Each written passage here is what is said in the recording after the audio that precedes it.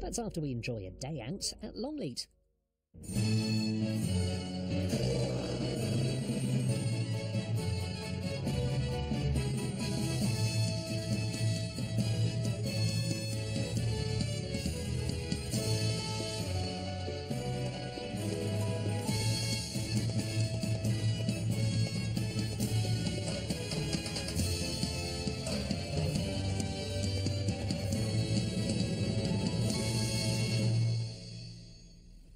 Hello and welcome to Animal Park. I'm Kate Humble. And I'm Ben Fogel, and we're up in the Giraffery, where there have been 3 new additions this year. There have indeed, and one of them is Century. He's standing behind us just there. He was the 100th giraffe to be born at Longleat. His mum is Jolly, who's loving these bananas. She is the ripe old age of 22, and Century was her 10th calf. Well, we'll be bringing you stories from all over the safari park, including... Up at the Wolf House, Frida's had a new litter. But will all the cubs survive when Mum brings them outside? The eland herd is growing at quite a pace. We go up to meet the new arrivals. And we pay a visit to Howlett's Wild Animal Park with Longleat's Michelle Stevens and get to meet this rather boisterous toddler.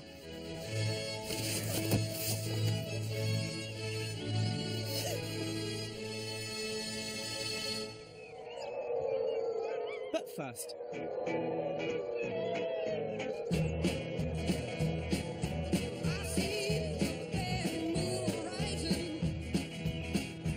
Up in Wolfwood lives the park's pack of Canadian timber wolves. Two-Tip is the alpha, or dominant male, and Frida is the alpha female. Wolf packs are strictly hierarchical. To make sure the pack doesn't outgrow the amount of food available, usually only the alphas are allowed to breed. The other wolves contribute by helping to look after the cubs when they're born. Recently, keepers noticed that Frida was expecting, so they made her a comfy den inside the wolf house to have the cubs in. That does look soft. We fitted the wolf house with cameras, hoping to capture the actual moment of birth and the first weeks of the cubs' lives for the very first time. Sadly, Frida ignored the comfy den and chose instead to have her cubs outdoors, despite the best efforts of keeper Bob Trollope. We noticed that she had laid up in a bed of nettles. We could hear some whimpering noises, and it was obviously she'd started to give birth. And when we heard, she actually picked one up and wandered off with it. So, we knew she had given birth, and it was an amazing sight to see something that had only just been born. But newborn wolf cubs are incredibly vulnerable. As the weather turned nasty, Bob was concerned they might not survive outdoors. Fortunately, Frida's now sought refuge, bringing the cubs into the warmth of the wolf house. The rest of the wolves have followed her, so now the whole pack is in sight of our cameras. It's a relief for Bob to see the cubs indoors. They've brought the cubs in and they've stuck them in the corner, which obviously is a safety thing as well, because there's 2 wolves there that are protecting them. Now they're into a nice house, a nice dry, warm house. There's fresh bedding. Plus the fact we've got the monitors and the cameras set up so that we can hopefully keep a better eye on them. In all his years of looking after the wolves, Bob's never had the chance to see cubs up close at such a young age. When they're in the den, you won't see sight much end of them much before 4 or 5 weeks old. So you don't see how the pack bond with the pups. And so this is ideal. This is an ideal opportunity for us to sort of monitor which wolves are doing nanny duty, which ones are sort of closer to the mum, all sorts of things like that. The cubs are just a week old now, and still completely helpless. Mum can't leave them for long, but she needs to get plenty to eat so that she can suckle them. The rest of the pack help out by bringing food back to the wolf house for her. When the cubs are older, the wolves will regurgitate partially digested meat for them. But now Bob's amazed to see them regurgitating for Mum Frida. we've known them to sort of take lumps of meat back to the den and Mum sort of grab it and eat, but I think that's the first time we've actually seen another wolf regurgitate for the mum. Bob's delighted with his privileged view of wolf pack behaviour at this crucial time. And the fact that, you know, she's finally brought them into the house and we can watch them without them even knowing that we're there, it's just brilliant. And the one thing that surprises me more than anything is the fact that the cubs are so lively and that they move about quite freely. All seems to be going well, until Frida decides to move the cubs again. They're not out of the woods yet. We'll find out if they survive later in the programme.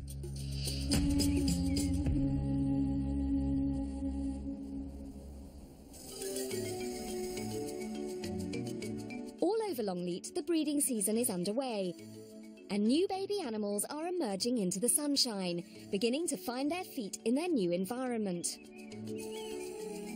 I'm out in the park with Deputy Head of Section Kevin Nibbs, and we've come to see the eland herd, which has grown enormously this year, Kevin. It has, yeah. It's gone from about 8 up to about 13. So 5 babies, you can see them all here.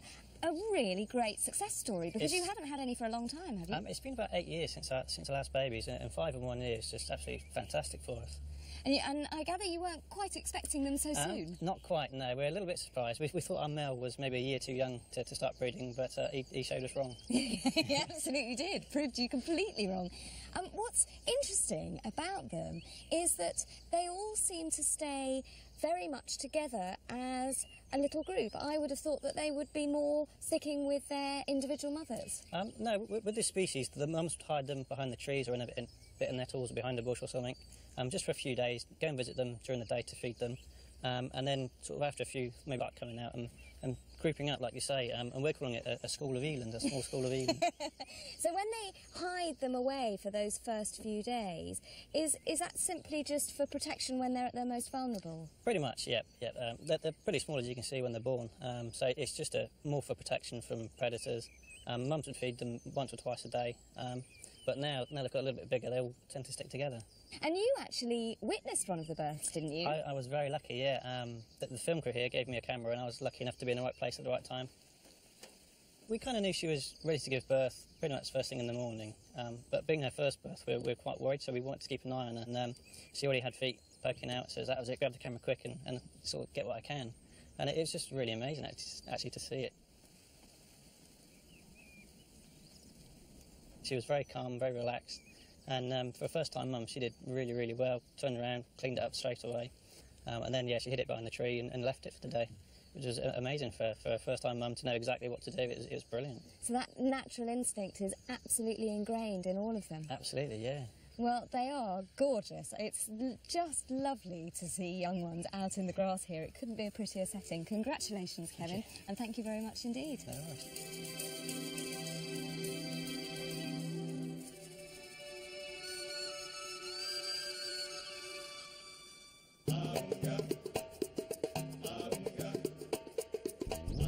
There are more than 400 animals from 50 different species living at the park.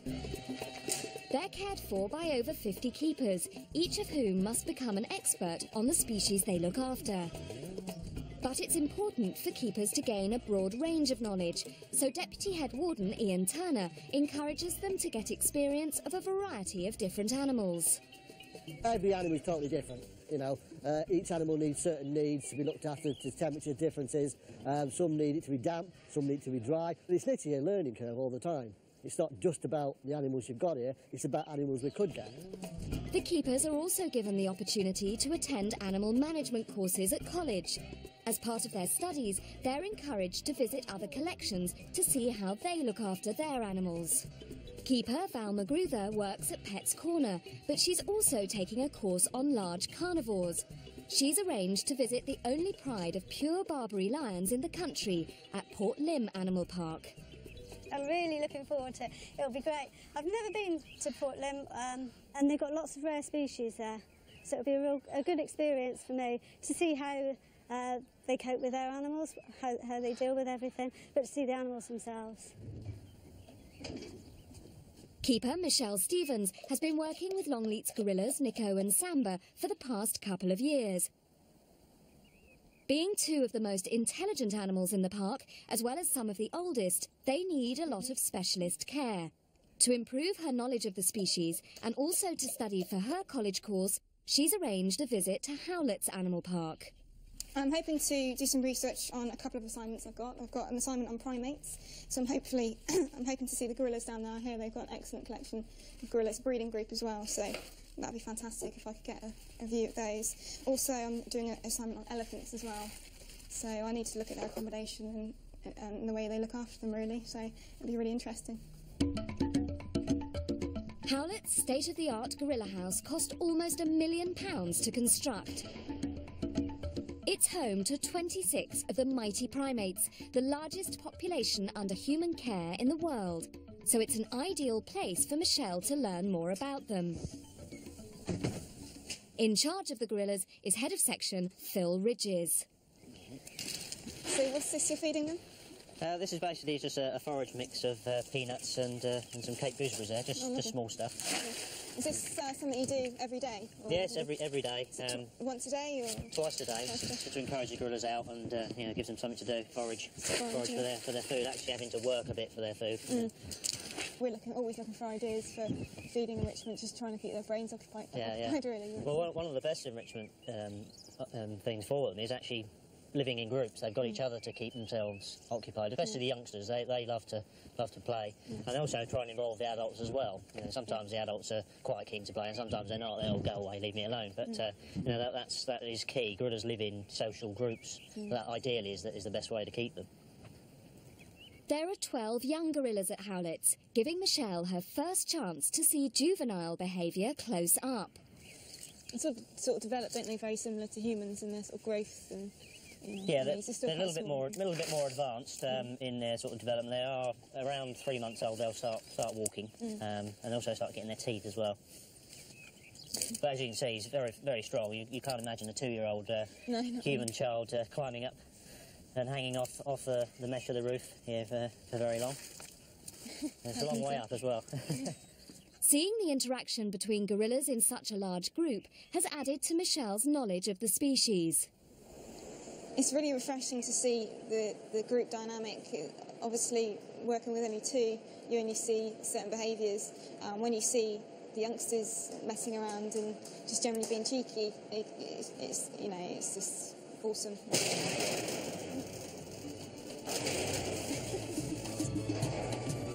But Michelle's not just come here to visit the gorillas. We'll be back to see what she makes of Howlett's herd of African elephants, the largest in the country.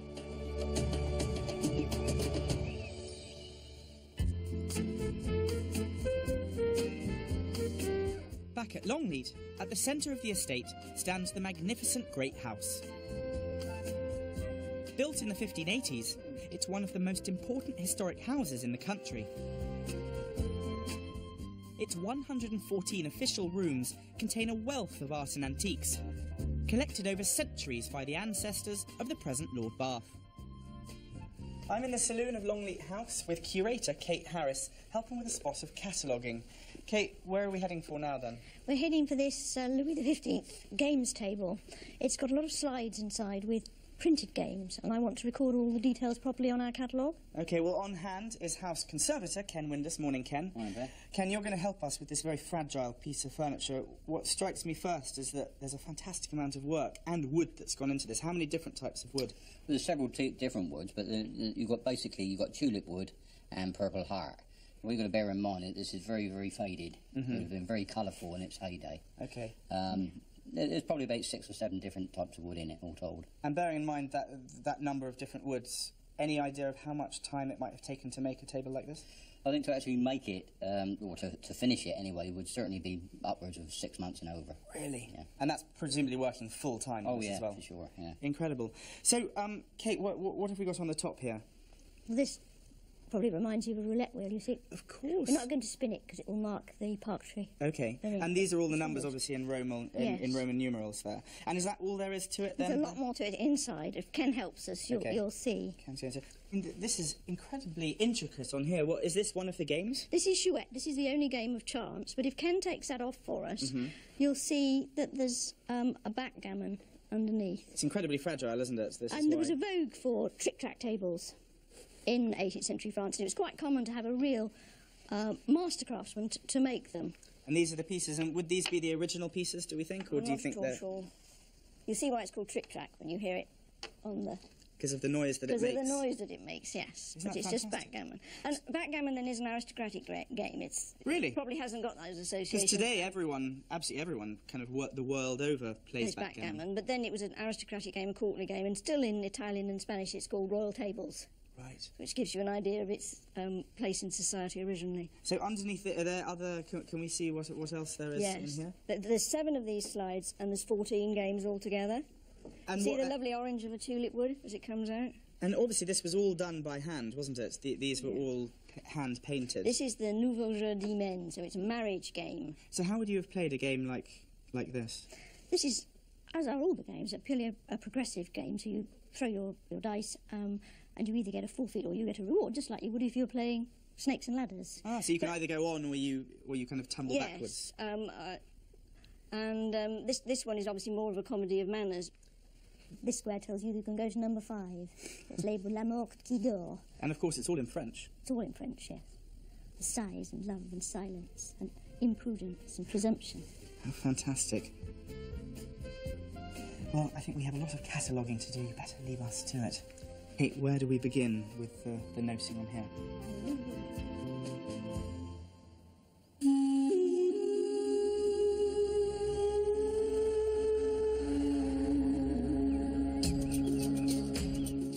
Back up at Wolf Wood, alpha female Frida has left the comfort of the house with her 4 newborn cubs and brought them outside.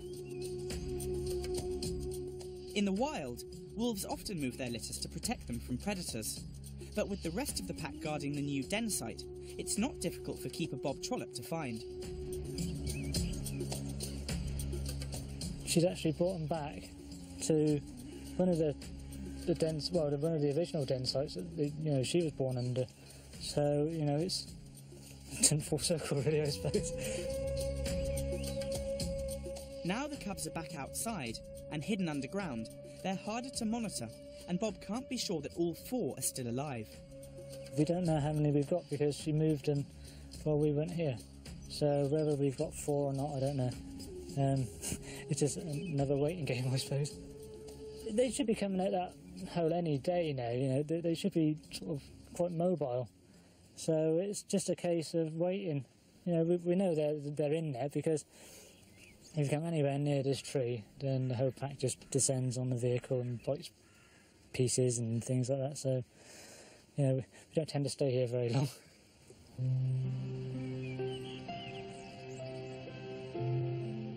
After a few days, the cubs begin to emerge from the den. Sadly, one cub is missing, and Bob fears the worst. But obviously, something was quite right with it, and we've just presumed it died. We haven't seen it, whether it's still under the den and not brave enough to come out yet. But I would imagine, it's long gone, and we've only got the 3 left. You want everything to survive, but it doesn't always work. Nature is a wonderful thing, but also it's a cruel thing as well. The 3 remaining cubs are growing up fast. They're now 4 weeks old, and with the whole pack helping Mum, they've come through their most vulnerable period. The pack dynamic changes immensely because now the pups are born and they're out and about, everyone wants to look after them. It's all part of the pack dynamics to make sure those pups survive. Within a few weeks, these cubs will be weaned and well on their way to becoming fully fledged members of the pack.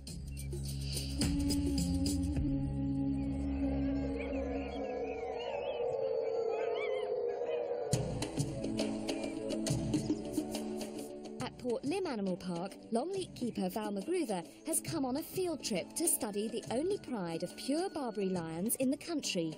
Big cat keeper Richard Barnes has come to meet her. Hello.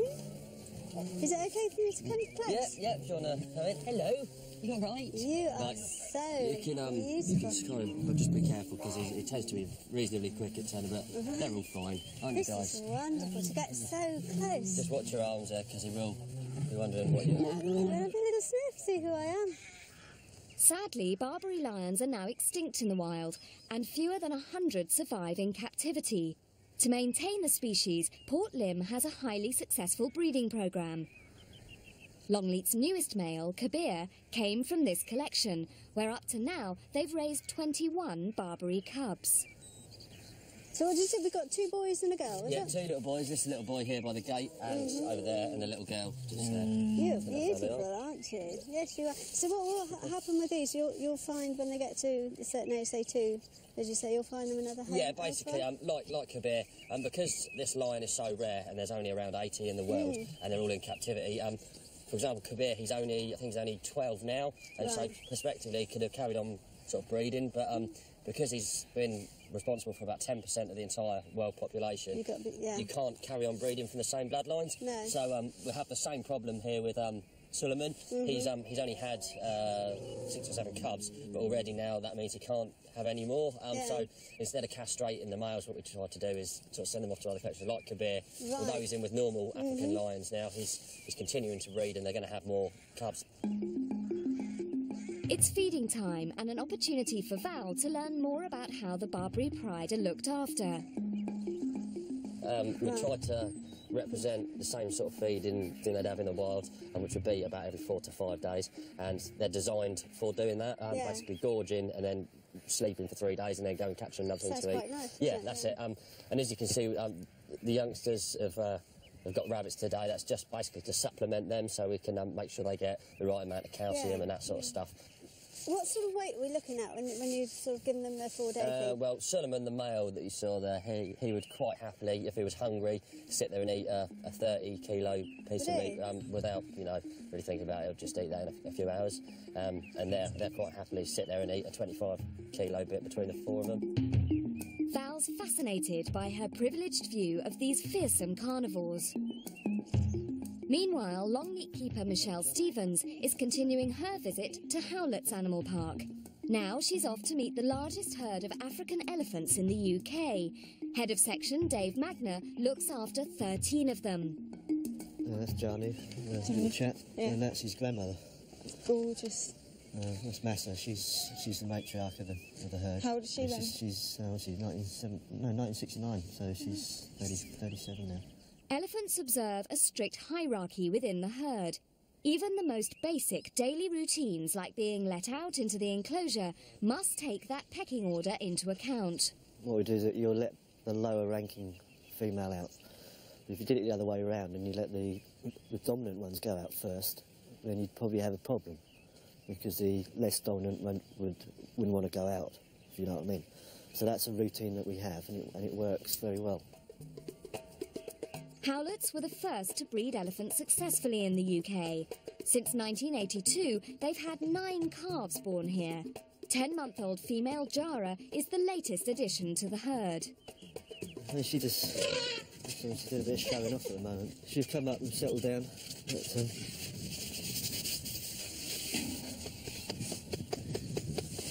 yeah, that's better.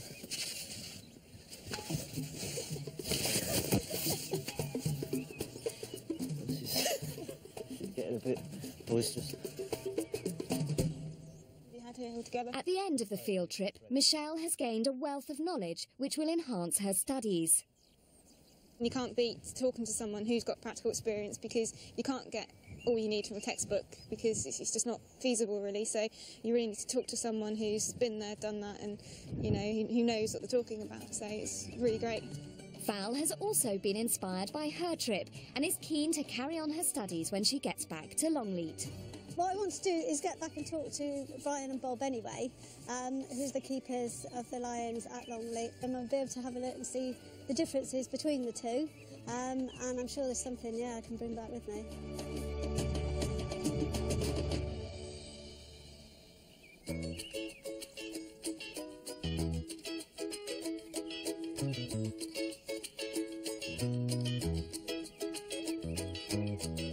Back back at Longleat, it certainly has been an amazing year in lion country. Barbary male Kabir's first cubs, Malika and Jazeera, were born in the autumn. And recently, lioness Yendi has had a second litter. Kate and I have come up with Head of Section, Brian Kent, for a little catch-up with Yendi and her 4 cubs. Look at them over there. How are they getting on, Brian? They're doing really well. You know, really happy with them. She's looking after them fine. No problems. So they're feeding well, getting on with each other well? Yep, bonding together, no problems whatsoever.